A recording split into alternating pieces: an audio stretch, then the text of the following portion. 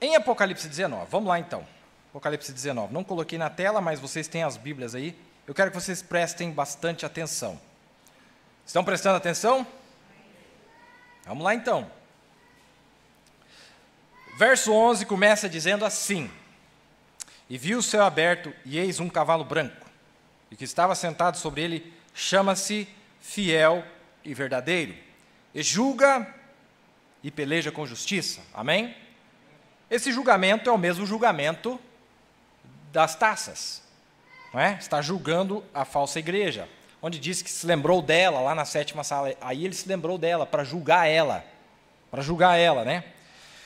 E diz assim: e os seus olhos eram como chama de fogo, e sobre sua cabeça havia muitos diademas, e tinha um nome escrito que ninguém sabia senão ele mesmo. E estava vestido de uma veste salpicada de sangue, e o nome pelo qual se chama é, vamos ler juntos, a Palavra de Deus. Não diz que o seu nome é a Palavra de Deus. Diz que o nome pelo qual ele se chama, nesse momento, se chama é a Palavra de Deus. Amém? E aí, eu quero que vocês pulem, aí diz assim no 14, que os exércitos do céu seguiam em cavalos brancos, vestidos de linho fino, branco e puro, saía da sua boca uma aguda espada para ferir com ela as nações. E lá no verso 16, diz assim: e no manto e na sua coxa tem escrito este nome: Rei dos Reis e Senhor dos Senhores. Amém? Então, ali no verso 13, diz que pelo qual se chama, naquele momento, é a Palavra de Deus, mas no verso 16, ele é chamado pelo nome de Rei dos Reis, Senhor dos Senhores. E o profeta chama a atenção disso no 4º selo. Ele diz assim, deixa eu ver se eu acho aqui, antes a citação.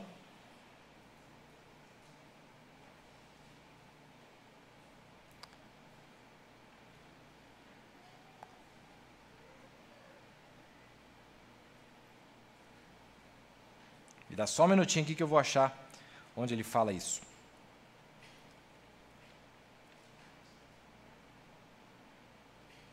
Isso, aqui está. Agora, se você quiser ver seus corpos, falando dos corpos de Jezabel e Acabe, vamos lá para Apocalipse 19, depois que a palavra os mata. Lá no finalzinho aparece lá os corpos deles, né? Agora a palavra vai lhes matar, vocês sabem disso, tudo bem. Agora apenas observe e veja o que acontece quando Cristo está vindo, lá, em Apocalipse 19, começando no verso 17. E vi um anjo parado no sol. Agora, no 357. Isto é logo após, olha aqui em cima, onde diz: e suas vestes estavam ensopadas de sangue, e ele é chamado de Rei dos Reis e Senhor dos Senhores. No verso 13, ele é chamado de Palavra de Deus, viram? Agora, aqui, ele é Rei dos Reis e Senhor dos Senhores. O profeta está mostrando que há uma mudança entre o verso 13, há uma mudança da maneira que ele é chamado entre o verso 13 e o verso 16.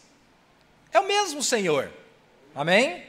É o mesmo Deus, é o mesmo Cristo, mas ele está em uma outra forma. Quando chega no verso 16, é ele.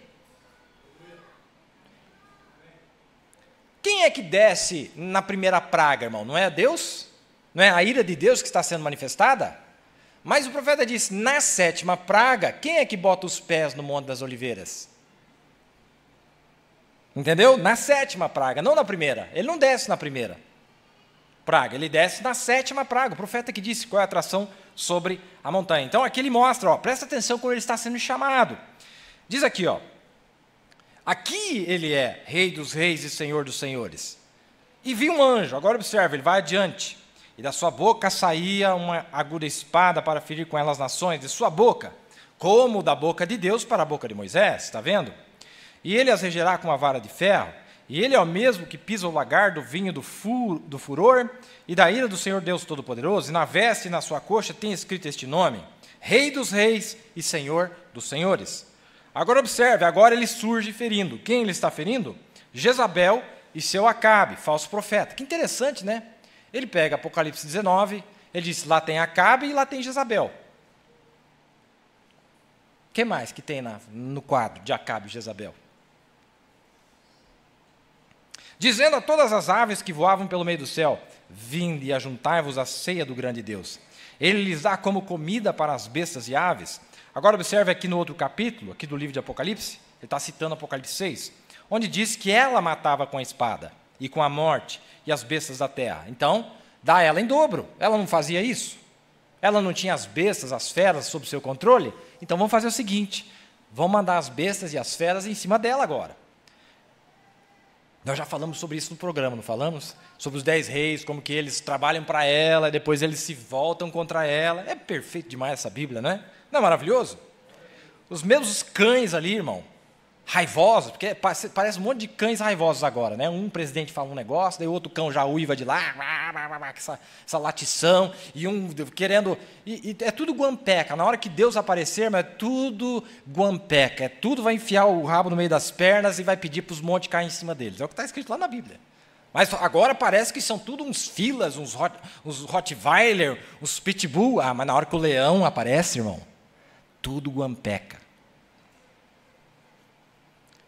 Tudo jaguara, como dizem nossos irmãos do sul, né? Uma jaguarada só, tudo jaguara, não tem nada. Diante do leão, irmão, ó, o grilinho vai, nem o grilo vai cantar. O profeta disse que nem o grilo canta quando o leão esturra. É, mas o leão vem com seus leõezinhos, irmão. Vem com a sua leoa. E quem faz a caça, na verdade, irmão, é a leoa. Ah, vai ser maravilhoso demais, irmão. Estou me segurando aqui para já não querer fazer as coisas agora, né? Não, calma, que não é hora ainda. Porque é muito maravilhoso, não é? Ver essas promessas. Senhor, não dá para receber agora esse pagamento, Senhor. Não, aguenta aí. Olha aí o tanto de tesouro que tem aí dentro, mas não dá para pegar nada agora.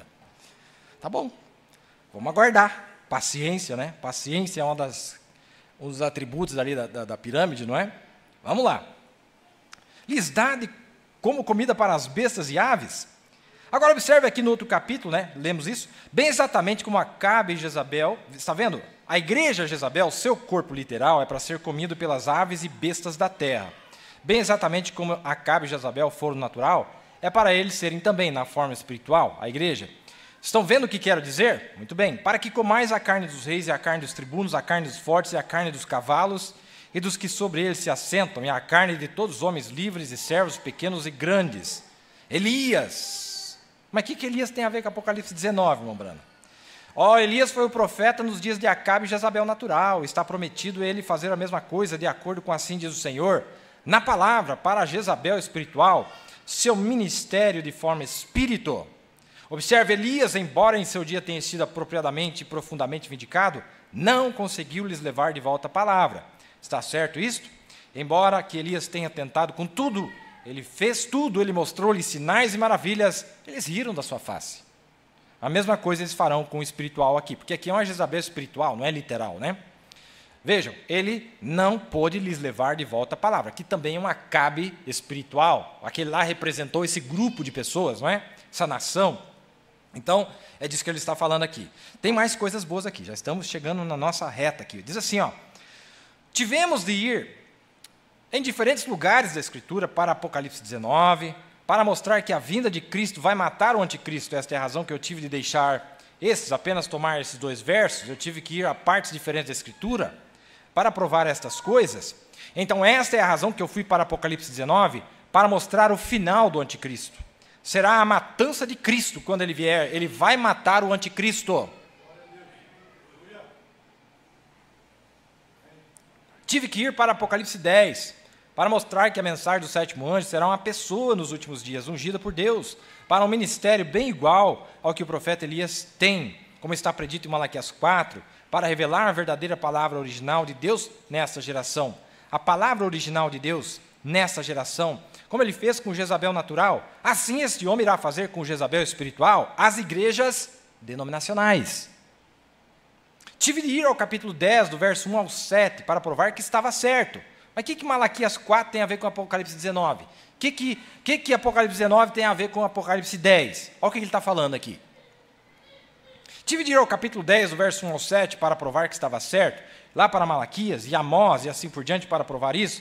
Elias foi um profeta que profetizou e condenou Jezabel naquela geração em particular. E Elias nunca morreu. Ele certamente não, ele apareceu novamente uns 800 anos depois, ao lado de Jesus Cristo, no Monte da Transfiguração, ele não está morto. Agora, descobrimos que seu espírito é para ungir um homem, de acordo com a promessa de Deus, nos últimos dias, prometeu fazer o mesmo na Jezabel espírito, como ele fez com a Jezabel natural, lá atrás, né? Na última era. É por isso que eu fui tanto na Bíblia, para provar isso, para que não reste questões em sua mente. Se houver, me falem, me escrevam uma carta ou uma notinha. E isso casa tão perfeitamente, até mesmo as bestas, destruindo seus corpos naturais no último dia, consumindo-lhes como fizeram lá atrás. Não é só espiritual, é literal. Amém? O nome pelo qual se chama é a palavra de Deus. Não diz que é a palavra, porque a Bíblia diz assim em São João, no princípio era a palavra, e a palavra estava com Deus, e a palavra era Deus. No verso 14, se fez carne e habitou entre nós. Então a palavra é Jesus, não é?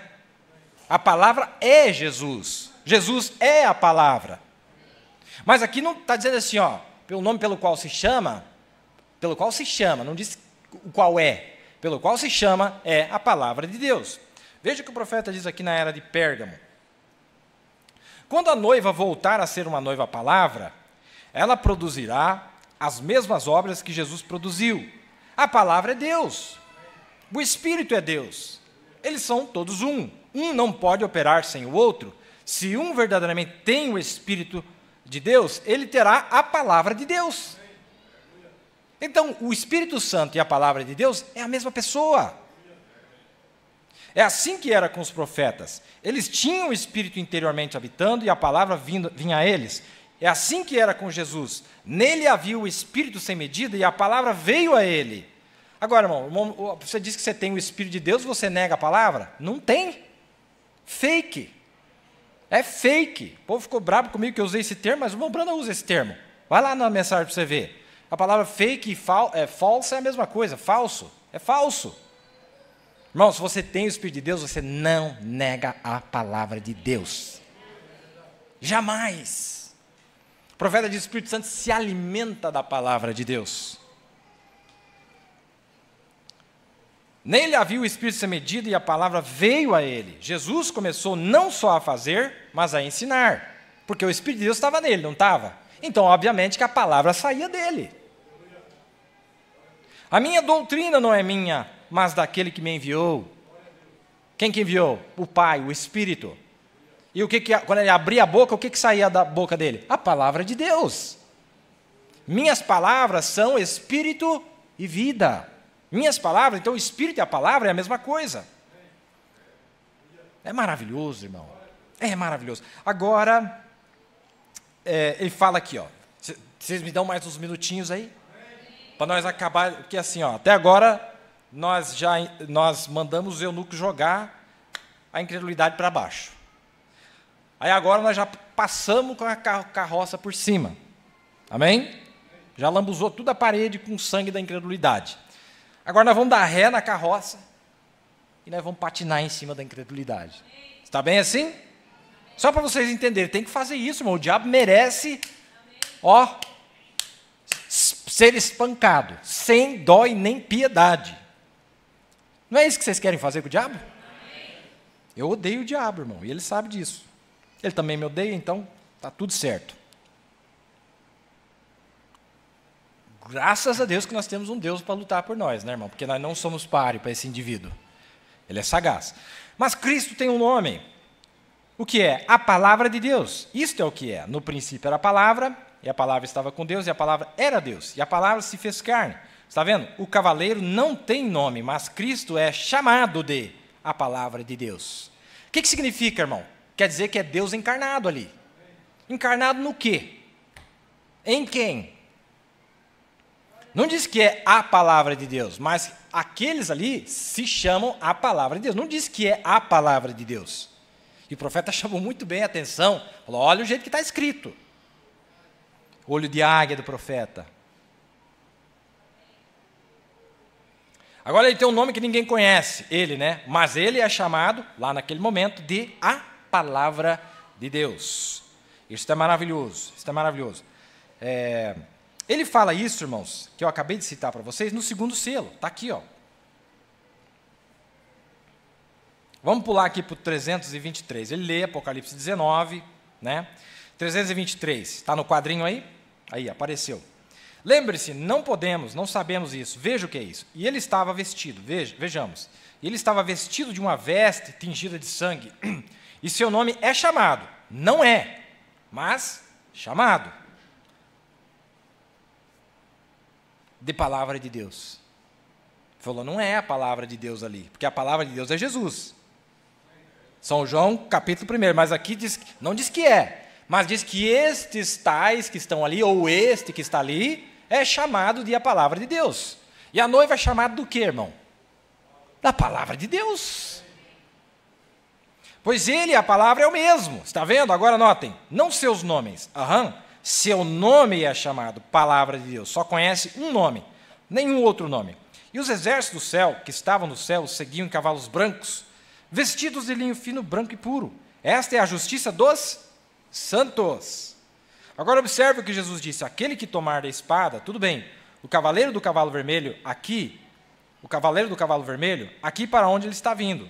Aquele que tomar da espada, pode ser que ele tenha matado 68 milhões deles lá, por aquelas eras, desde então, talvez mais. Mas Jesus disse, aquele que tomar da espada, perecerá pela espada. Você viu que ele está ficando vermelho, irmão? Ele aparece branco e já fica vermelho. Por quê? Ele vai matar o inimigo. Você lembra daquela visão do profeta que ele viu um anjo todo salpicado de sangue? Vocês lembram daquela visão antiga, lá da década de 50? Diz que apareceu um anjo, mostrou para o leste para ele estava todo salpicado de vermelho, de sangue. O que ele estava fazendo? Será que ele estava todo salpicado de vermelho? Estava trabalhando, irmão. Estava trabalhando. Eu gosto de ver soldado trabalhando, irmão. Soldado trabalhando não é bonitinho, com uniforme tudo verdinho, ou caque, ou marronzinho. Não, é vermelho. Melhor uniforme que existe para um guerreiro, para um soldado, é a cor vermelha. Mas não pintado, salpicado.